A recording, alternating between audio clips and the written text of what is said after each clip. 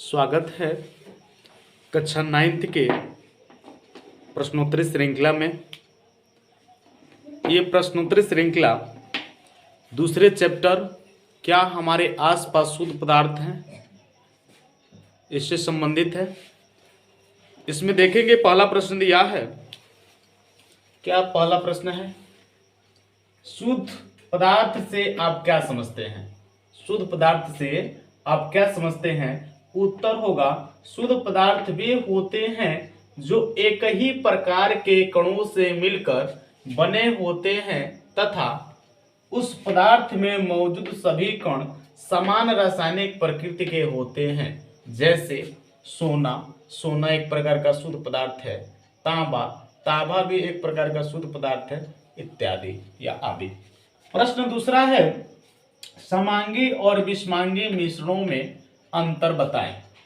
समांगी मिश्रण और विषमांगी मिश्रण में अंतर क्या होगा? पहले कॉलम में समांगी मिश्रण लिखेंगे, दूसरे कॉलम में विषमांगी मिश्रण।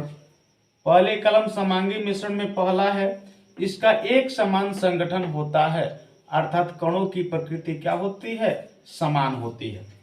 इसमें क्या होगा? इसका एक समान संगठन नहीं होता है, अर्थात कणों की प्रकृति अलग अलग होती है।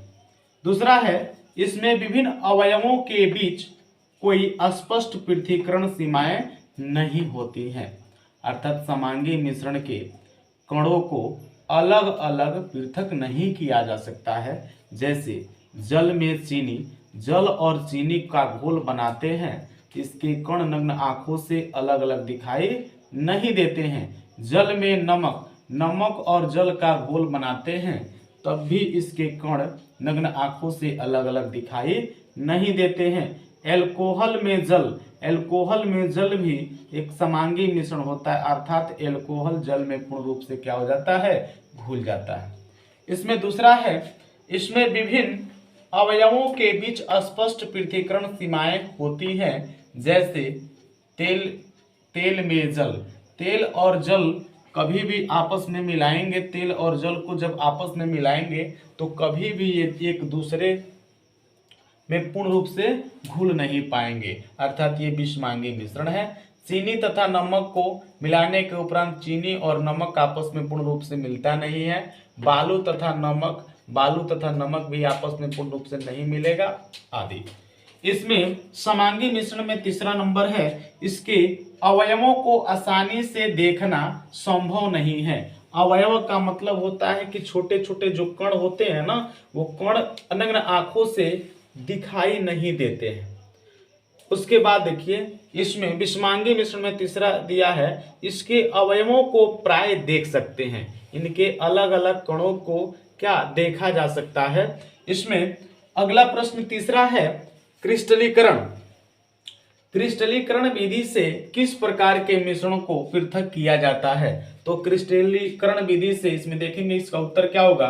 क्रिस्टलीकरण विधि का प्रयोग ठोस पदार्थों के शुद्ध करने में किया जाता है। उदाहरण के लिए समुद्री जल से प्राप्त नमक में बहुत सी अशुद्धियां होती हैं, जिन्हें दूर करने के लिए क्रिस्टलीकरण विधि का उपयोग किया जाता है। ये ऐसे 3 प्रश्न थे और इसमें 3 प्रश्नों में ध्यान से देखेंगे कि क्रिस्टलीकरण हो गया। क्रिस्टलीकरण का मतलब यह है कि जैसे समुद्र से नमक प्राप्त किया जाता है, तो नमक प्राप्त करने के उपरांत विभिन्न प्रकार की अशुद्धियां होती है और उन अशुद्धियों को दूर करने के लिए क्रिस्टलीकरण विधि का प्रयोग किया जाता है। ये काफी महत्वपूर्ण प्रश्न है। समांगी और विषमांगी मिश्रण में अंतर, ये अंतर हमेशा अक्सर परीक्षाओं में पूछा जाता है। समांगी मिश्रण और विषमांगी मिश्रण में अंतर क्या है? शुद्ध पदार्थ क्या होते हैं? शुद्ध पदार्थ अगर कहा जाए तो शुद्ध पदार्थ एक प्रकार के ऐसे पदार्थ हैं जिनके कण नग्न आंखों से देखा नहीं जा सकता है, अर्थात 2 या 2 से अधिक मिश्रित पदार्थों को मिले हुए पदार्थों को अलग करने के लिए भौतिक विधि से उसे अलग नहीं किया जा सकता, उसमें रासायनिक विधि का प्रयोग किया जाता है। अर्थात रासायनिक विधि से पृथक किए जाने वाले पदार्थों को क्या कहते हैं? शुद्ध पदार्थ कहते हैं। शुद्ध पदार्थ में जैसे जल भी एक प्रकार का शुद्ध पदार्थ है। क्योंकि जल के विभिन्न प्रकार के जो अणु होते हैं ना, अणु को नग्न आंखों से अलग अलग नहीं देखा जा सकता है। जैसे चीनी हो गया, चीनी भी एक प्रकार की क्या है, शुद्ध पदार्थ है। क्यों शुद्ध पदार्थ है? क्योंकि चीनी के जो कण होते हैं ना, वो उनकी प्रकृति एक समान होती है। कणों की प्रकृति क्या होती है? एक समान होती है। चीनी भी एक प्रकार का शुद्ध पदार्थ होता है। उसके बाद अन्य भी बहुत सारे पदार्थ होते हैं, जैसे वायु हो गया। वायु भी एक प्रकार के गैसीय अवस्था में उपस्थित एक पदार्थ है, जो जिनके कण भले ही विभिन्न प्रकार के गैसों से मिला होता है, विभिन्न प्रकार के गैसों का मिश्रित रूप होता है वायु, लेकिन वे एक तरह से शुद्ध पदार्थ होता है। और शुद्ध पदार्थ के साथ साथ वो एक तरह से समांगी मिश्रण होता है। समांगी मिश्रण क्यों कहते हैं? क्योंकि प्रत्येक जो शुद्ध पदार्थ होता है एक तरह से समांगी मिश्रण होता है और उनके कणों की प्रकृति एक समान होती है। अगला प्रश्न है चौथा, एक संतृप्त विलयन को बनाने के लिए 36 ग्राम सोडियम क्लोराइड को 100 ग्राम जल में 293 केल्विन ताप पर घोला जाता है। इस तापमान पर इसकी सांद्रता प्राप्त करें। तो सांद्रता कभी भी प्राप्त किया जाता है तो प्रतिशत में आता है वो। तो यहां से आप देख सकते हैं कि 36 ग्राम क्या है? सोडियम क्लोराइड है, NaCl है। NaCl सोडियम क्लोराइड है और 6 ग्राम जल में 293 केल्विन टेम्परेचर पर इसको क्या किया जा रहा है? मिलाया जा रहा है। तो यहां देख सकते हैं कि 36 ग्राम क्या होगा? विलायक होगा और 100 ग्राम जल क्या होगा? क्या होगा? नहीं, 36 ग्राम जो सोडियम क्लोराइड होगा विलेय होगा और 100 ग्राम जल क्या होगा? विलायक होगा। विलायक का मतलब ये होता है कि जो उस पदार्थ को घुला दे। तो जल क्या करता है? उस सोडियम क्लोराइड को अगर जल में घोला जाएगा तो घोलने के उपरांत वो जल क्या करेगा? NaCl सोडियम क्लोराइड को क्या कर देगा? घुला देगा और एक विलयन तैयार होगा। जो विलयन बनता है किससे मिलकर के बनता है? विलय तथा विलायक से मिलकर के क्या बनता है? विलयन बनता है। जैसे कि देख सकते हैं कि विलय पदार्थ का द्रव्यमान अर्थात जो घुलने वाला जो पदार्थ है वो क्या है? कितना है? 36 ग्राम है। कितना ग्राम है? 36 ग्राम। तो यहां से देख सकते हैं कि विलय पदार्थ का द्रव्यमान 36 ग्राम है, विलायक अर्थात जल का द्रव्यमान कितना है? 100 ग्राम है। तो टोटल विलयन का द्रव्यमान कितना हो जाएगा? विलयन जो बनता है ना, विलय तथा विलायक से मिल करके बनता है। विलय पदार्थ क्या है? इसमें सोडियम क्लोराइड है 36 ग्राम और प्लस 100 ग्राम 136 ग्राम क्या हो जाएगा? विलयन का द्रव्यमान हो जाएगा, अर्थात 136 ग्राम आपको विलयन प्राप्त होगा। यहां से विलयन की सांद्रता ज्ञात करने के लिए फार्मूला होता है विलय का द्रव्यमान बट्टे विलयन का द्रव्यमान गुणे 100। विलय कितना है? 36 ग्राम है और विलयन का द्रव्यमान कितना है? 136 ग्राम गुणे 100। इसको कैलकुलेट करेंगे अर्थात 36 बट्टा 136 गुणे 100 है। 100 का मल्टीप्लाई 36 में होगा तो 3600 होगा। जब 3600 में 136 का भाग देंगे तो कितना आएगा? 26.4%। अर्थात इस विलयन की सांद्रता कितना हो जाएगा? 36.4% हो जाएगा। पांचवा प्रश्न है, आप किस प्रकार पुष्टि करेंगे कि दिया हुआ रंगहीन द्रव शुद्ध जल है?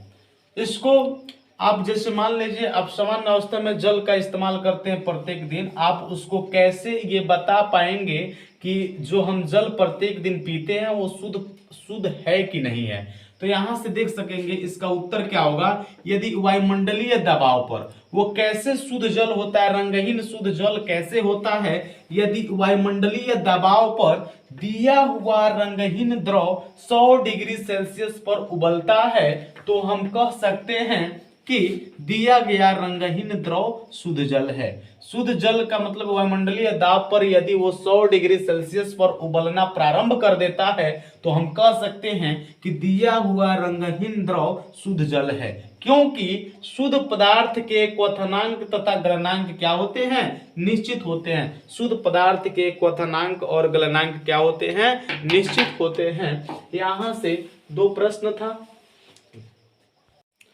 अगला प्रश्न है, प्रश्न 6वां, निम्न की उदाहरण सहित व्याख्या करें। पहला नंबर है संतृप्त विलयन, दूसरा शुद्ध पदार्थ, तीसरा क्लोराइड, चौथा निलंबन। इसमें उत्तर होगा पहले का संतृप्त विलयन।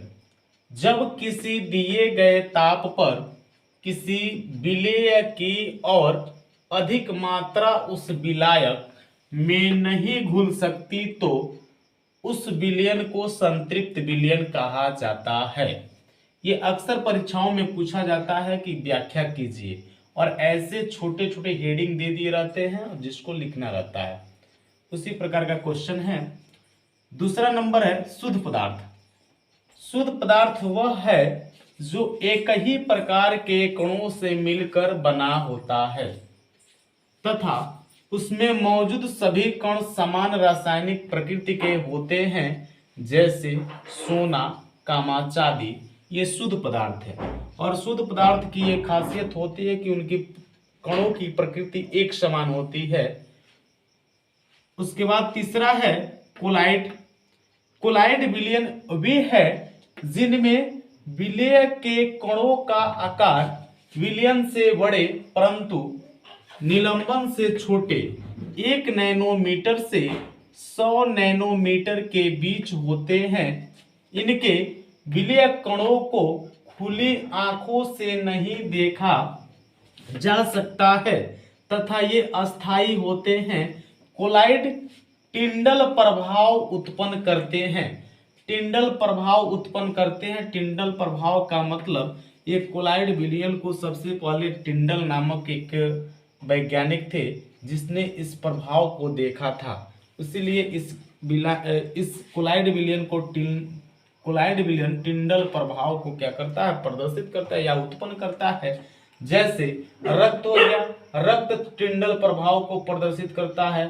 दूध टिंडल प्रभाव को प्रदर्शित करता है। फेस क्रीम हो गया, मक्खन आदि, ये सब के सब जितने पदार्थ होते हैं, एक स्टार्च आता है, स्टार्च भी टिंडल प्रभाव को क्या करता है, प्रदर्शित करता है।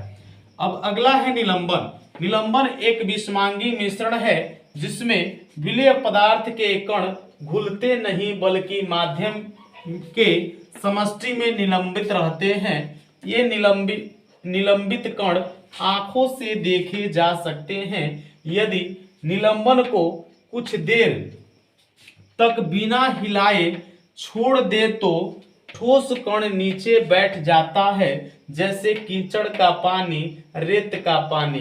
कीचड़ के पानी को जब किसी पात्र में रखते हैं तो रखने के उपरांत वो कीचड़ का पानी, कीचड़ में जो मिट्टी रहता है, मिट्टी नीचे तली में जम जाता है और ऊपर पानी तैरने लगता है। उसके बाद देखिए, जब जल और चाक के टुकड़े को जब आपस में घोलते हैं तो घोलने के उपरांत वो दूधिया हो जाता है और ऐसा लगता है कि ये पूर्ण रूप से घुल गया है और वो समांगी मिश्रण का बिहेव करता है। लेकिन कुछ देर तक स्थिर रख देने के उपरांत चाक का टुकड़ा नीचे पात्र के पेदी में बढ़ जाता है और जल ऊपर तैरने लगता है। यही निलंबन का क्या होता है,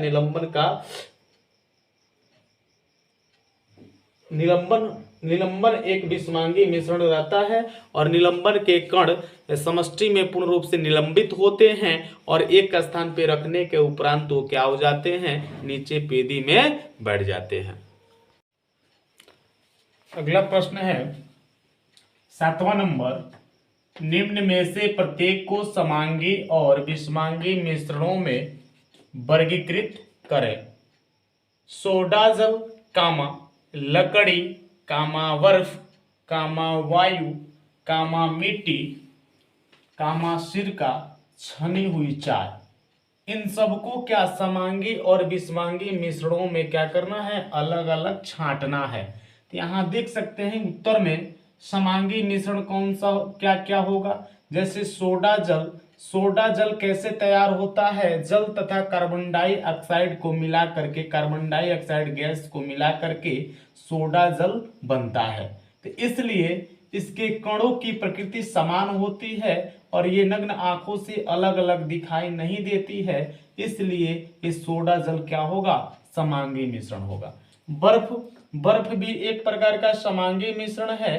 क्यों मिश्रण है क्योंकि इसके जो बर्फ के टुकड़े होते हैं उनके कणों की समानता होती है और कणों की प्रकृति समान भी होती है, नग्न आंखों से अलग अलग नहीं देख सकते। उसी प्रकार वायु भी एक प्रकार का समांगी मिश्रण है, क्योंकि विभिन्न विभिन्न गैसों का मिश्रण होते हुए भी ये समांगी मिश्रण है, क्योंकि अलग अलग गैसों को नग्न आंखों से अलग अलग देखा नहीं जा सकता है। सिरका कामा छनी हुई चाय, ये भी क्या होगा, एक समांगी मिश्रण होगा। छनी हुई चाय के कण जो होते हैं ना अलग अलग दिखाई नहीं देते हैं। विषमांगी मिश्रण में देखेंगे कि लकड़ी एक प्रकार का विषमांगी है और मिट्टी भी एक प्रकार का क्या है, विषमांगी मिश्रण है। मिट्टी जो होता है ना विभिन्न विभिन्न प्रकार के कणों का विषमांगी मिश्रण होता है। प्रश्न 8 है, निम्नलिखित में से कौन सी वस्तुएं शुद्ध पदार्थ है। पहला है बर्फ, दूसरा दूध, तीसरा लोहा, चौथा हाइड्रोक्लोरिक एसिड HCl जिसको बोलते हैं, कैल्शियम ऑक्साइड CaO, पारा, ईंट, लकड़ी। इन सबों में शुद्ध पदार्थ की पहचान करनी है। और एक वायु भी है, किस पदार्थ की, शुद्ध पदार्थ की। तो उत्तर में होगा निम्नलिखित वस्तुएं शुद्ध पदार्थ है। इसमें पहला बर्फ एक प्रकार का शुद्ध पदार्थ है, उसके बाद लोहा शुद्ध पदार्थ है, HCl हाइड्रोक्लोरिक एसिड शुद्ध पदार्थ है, कैल्शियम ऑक्साइड CaO शुद्ध पदार्थ है और पारा भी एक प्रकार का क्या है, शुद्ध पदार्थ है। पारा जो होता है रूम के टेम्परेचर पे द्रव अवस्था में होता है। उसके बाद 9वां नंबर है, निम्नलिखित मिश्रणों में से विलयन की पहचान करें। विलयन की पहचान करें। पहला दिया है मिट्टी, समुद्री जल, वायु, कोयला, सोडा जल। उत्तर होगा दिए गए मिश्रणों में से विलयन है। दूसरा समुद्री जल एक प्रकार का विलयन होता है, क्योंकि ये जल ऐसे हैं जो कि समांगी मिश्रण, और प्रत्येक समांगी मिश्रण क्या होता है, विलयन होता है। सोडा जल एक प्रकार का समांगी मिश्रण है और प्रत्येक समांगी मिश्रण विलयन होता है। सोडा जल एक प्रकार का क्या होगा, विलयन होगा। समुद्री जल भी एक प्रकार का विलयन होगा। और उसके बाद प्रश्न 10वां दिया है, निम्नलिखित में से कौन टिंडल प्रभाव को प्रदर्शित करेगा। टिंडल प्रभाव को प्रदर्शित करने वाले जो विलयन होते हैं वो कोलाइडी विलयन होते हैं। कौन सा विलयन होते हैं, कोलाइडी विलयन होते हैं। उसी प्रकार इसमें देखेंगे कि पहला है नमक का घोल, दूध, कॉपर सल्फेट विलयन, स्टार्च विलयन। दूध तथा स्टार्च विलयन क्या टिंडल प्रभाव को प्रदर्शित करते हैं, क्योंकि ये कोलाइडी विलयन होते हैं। कोलाइडी विलयन होते हैं इसलिए इसमें टिंडल प्रभाव, जैसे रक्त हो गया, स्टार्च हो गया, और उसके बाद स्टार्च हो गया, रक्त हो गया और दूध हो गया, सभी के सभी जो पदार्थ होते हैं टिंडल प्रभाव को प्रदर्शित करते हैं। इन पदार्थों को टिंडल प्रभाव इन पदार्थों को पदार्थ जो होते हैं ना टिंडल प्रभाव को प्रदर्शित इसलिए करते हैं क्योंकि जब इस पदार्थ से प्रकाश को गुजारा जाता है तो प्रकाश के मार्ग क्या दिखाई देते हैं, प्रकाश के मार्ग क्या होते हैं, दिखाई नहीं देते हैं।